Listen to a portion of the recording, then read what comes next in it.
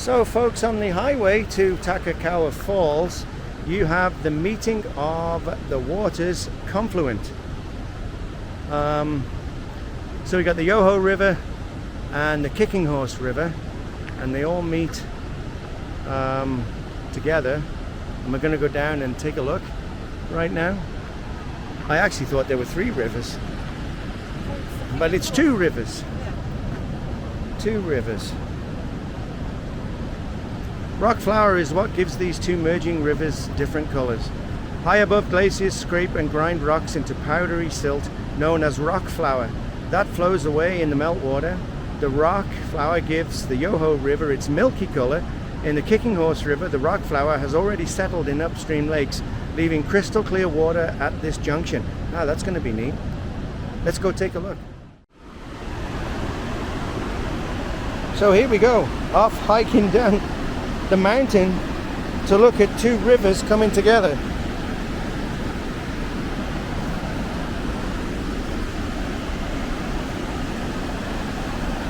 Oh.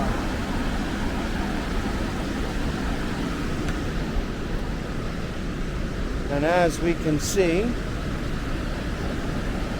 we are heading down.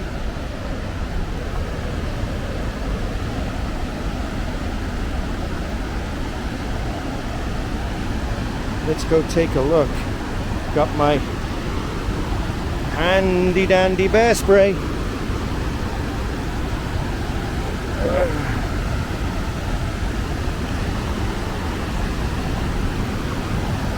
So with bear spray, the one thing the guy did tell me is that always carry bear spray with you in the bush. And he said a lot of people don't know how to use it. And I'm thinking, yeah, I'm one of those. I've never used the stuff before in my life. But at least I can throw the can at the bear and let him sort it out, eh? So, we have here, we have the Yoho River merging into the second river. I can't remember what it is. And you can see the difference in the colors just over there. You get the nice blue one that's already settled, and then it merges into the white here, and then off down the...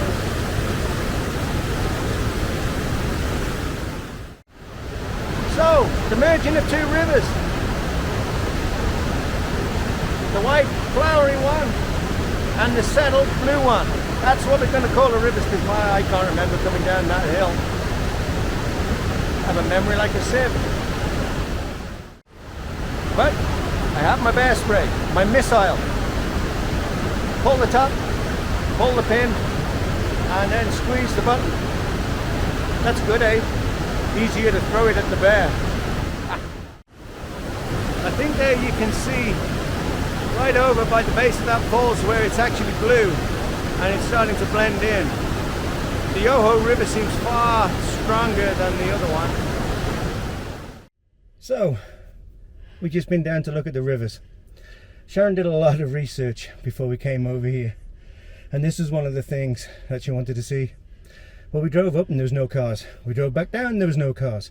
And throughout this trip, we've been pulling into these little places that she's found, and when we come back, the parking lot's full of cars. Just take a look out there. And there was no one here. So we stopped at a picnic area, and we're just going to have a brew and cook some bacon.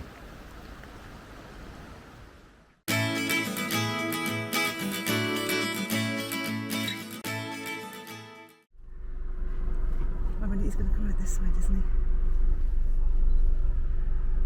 So there we have our first grizzly bear. And as you can see, we have a grizzly bear just eating the bushes by the side of the road. And unbelievable, there are people that are wandering down, left their cars and wandering down looking at him. That's just nuts. Like, stay by your car. Holy.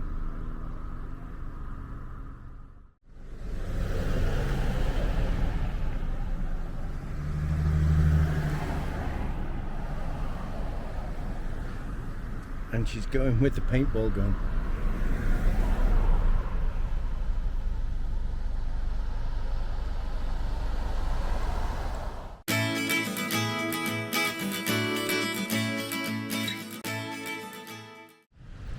Well, good morning folks. What an adventure we've had this morning. We left Hinton early on this morning, came through Jasper, and just driving up the road there was this grizzly bear causing chaos, eating all the berries on the side of the road. And of course we were the first ones to spot it and stop, and then the whole road was just like clogged full. So we've come to Athabasca Falls right now, so I'm going to turn the camera around and we're going to have a look at this place. So this is Athabasca Falls.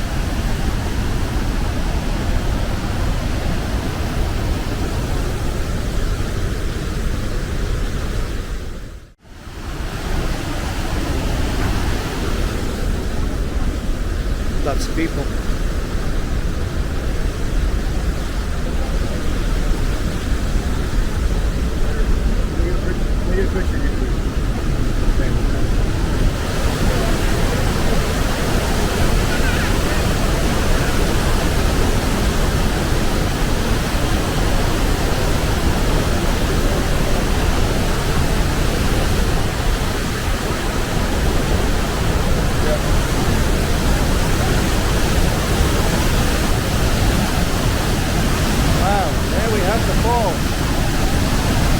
Athabasca Falls.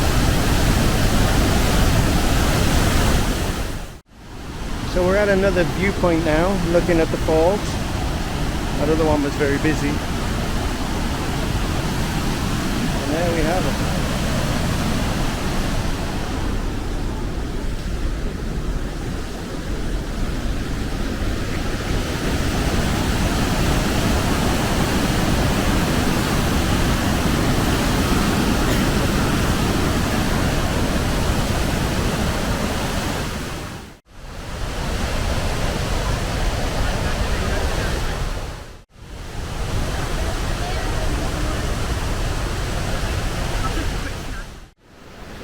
So here we are at Athabasca Falls.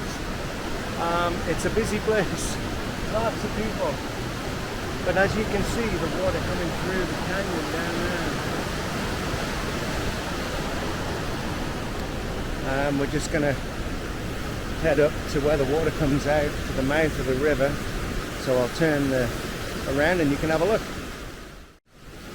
So here we have the mouth of the river.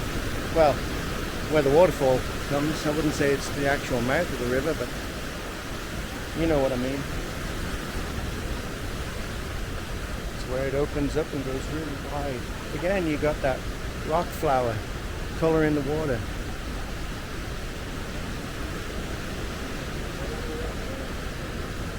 And the peaks in the background.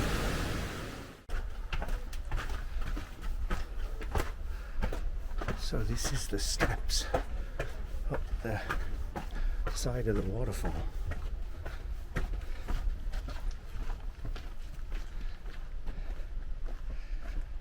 So it's quite the leisurely walk here.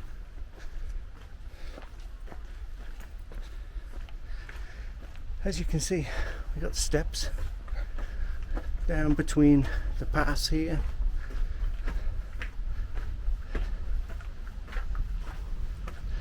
That take you down to the side of the river.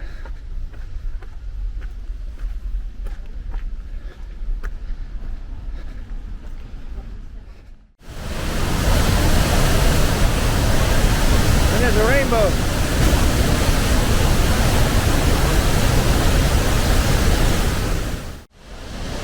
So this is one of the viewpoints of Athabasca Falls, where you can stand and take a photograph.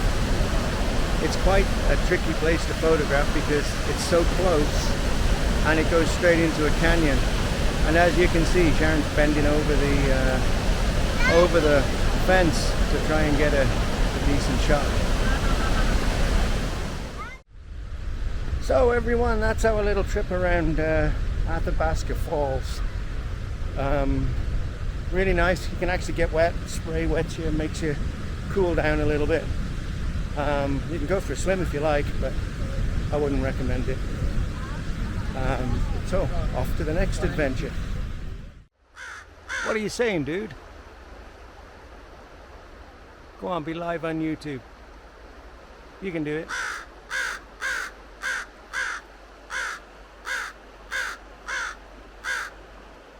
And he's got another one in there, look. That's his mate.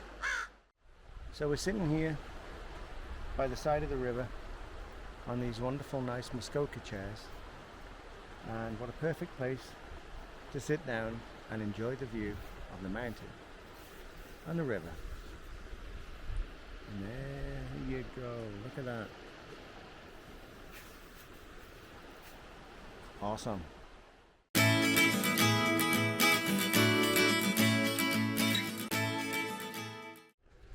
Okay, second stop, Sunwapta Falls.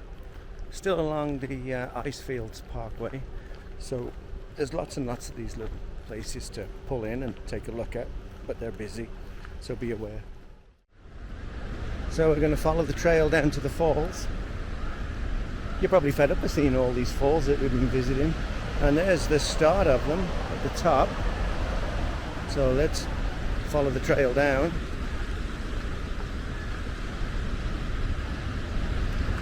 And there we can see a glimpse of them.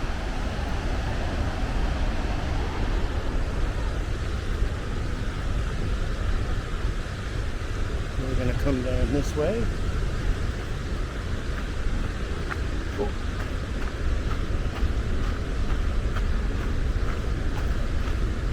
And this is the trail down to the falls. Across the bridge. Oh, we might get a little bit of a look in down here.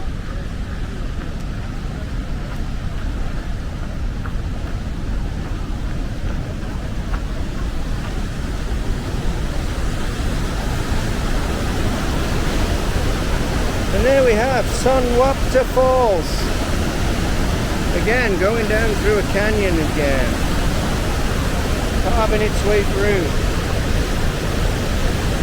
That's pretty solid.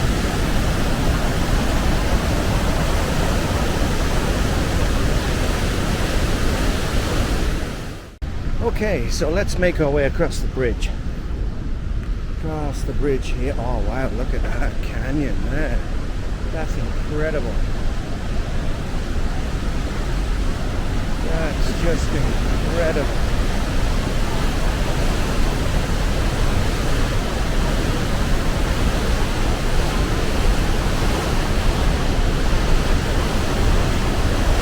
Incredible. And you can go see. We're going to go up there in a moment. We're going to have a look. That's just amazing.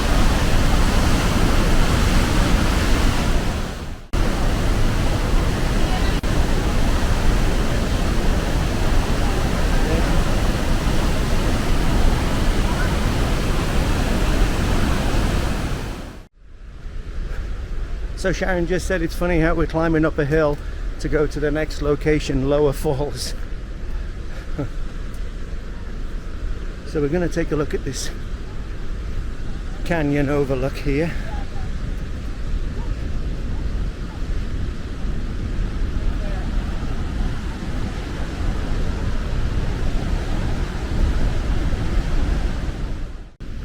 So one thing you'll notice as we're walking through this bush here is how the trees are all dead, and they have a massive problem with pine beetle.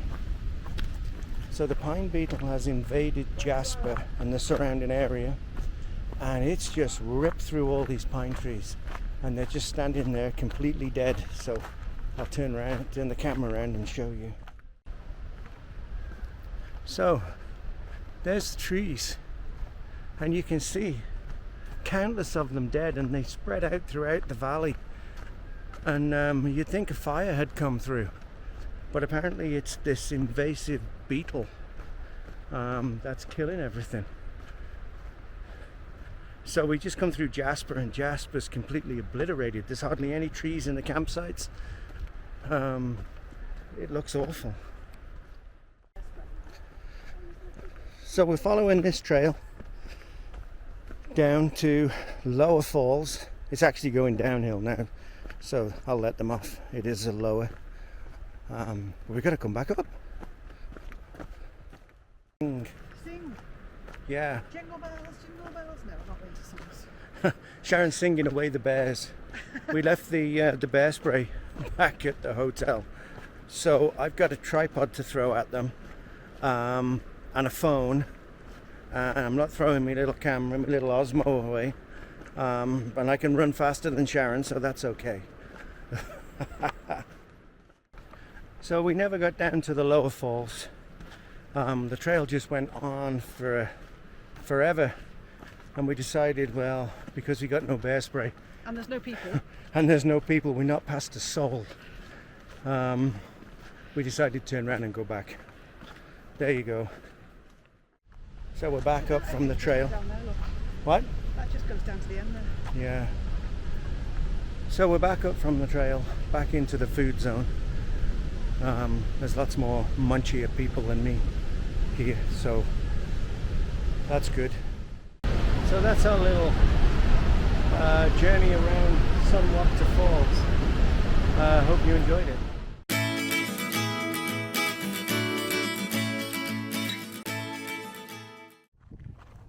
So we brought ourselves to Maligne Lake.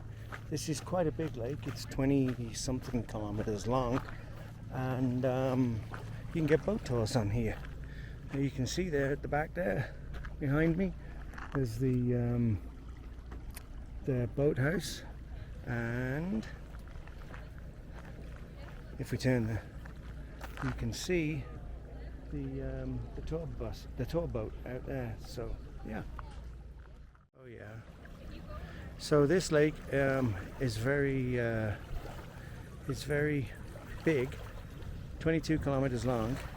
It's a great place to come and have an afternoon because there's very few people here as opposed to all the other lakes. You still get it blue, you still got your mountains and your trees, so you're all good to go, and you got your hikes around the lake too. So yeah, cool. So Maligne Lake is just outside Jasper. It's a short drive. Well, I say short drive, it's like 40 kilometers, so what's that, 20 minutes, something like that, outside of Jasper, and great day to come to do some water sports. Not so many people, and like the Icefields Parkway it's crammed full of people, every rest, every stop. This one, much better. So, coming to you from inside Maligne Lake. We are soaking our feet. So there we have an elk. An elk just by the side of the road. Hello, Mr. Elk. It's got a scratch.